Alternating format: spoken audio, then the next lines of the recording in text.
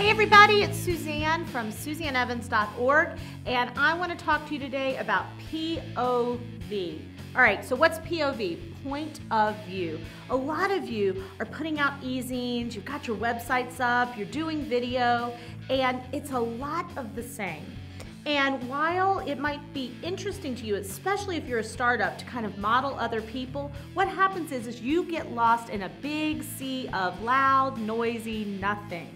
So I want to talk to you about how you get your own point of view. You know, Dan Kennedy, one of, I think, the greatest marketers to ever live, greatest copywriters to ever live, talks about that the singular piece that you can infuse to anything you do is your point of view. You have to have a sound and a voice that no one else can touch. So here's one of the examples that I give. If I were to strip away, let's just use, for example, your e-zine, of anything that is attached to you, for instance, your banner, your look, your logo, your name, and all we saw was the writing, would we be able to tell that that was you? Would we be able to know that that's your voice? Or could it be, you know, any business coach or life coach or chiropractor or jewelry store owner? Do you have a unique way in which you communicate with people? I mean, you might think he's the biggest asshole to ever live, but Howard Stern's got a pretty damn good point of view. If you stripped away his mic and his studio and you just read a transcript, you would know it was Howard Stern. Think about some other brands. For instance, let's take Jimmy Buffett.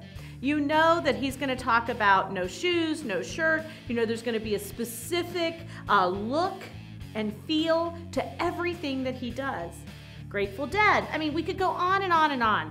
I use, sometimes when I'm speaking in front of a group, I'll say, all right, don't use a word, but make a sound when I say these two brands.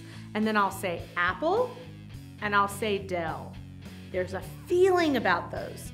There's a point of view and a direction. So yes, it happened just by accident that I was at an event and I said hell yeah to my audience. And it wasn't by accident that I curse a lot, because that's just who I am and my style.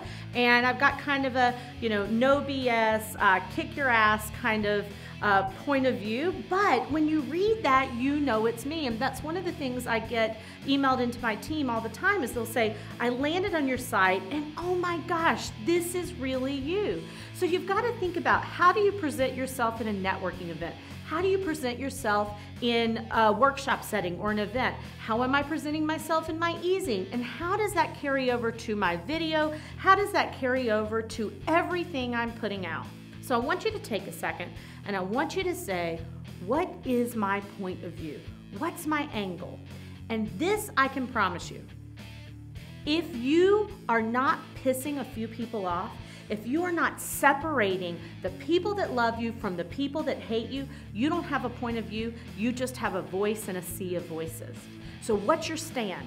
What do you want to change in the world? What's that little bit of controversy that makes it your movement? When you have a point of view, you stand out from the crowd. When you have a point of view, people fall into the category of give you money or run away. And that's exactly what you want. If you spend the rest of your life trying to have a direction that allows everybody to love you, you not only are going to be boring, you're going to go broke.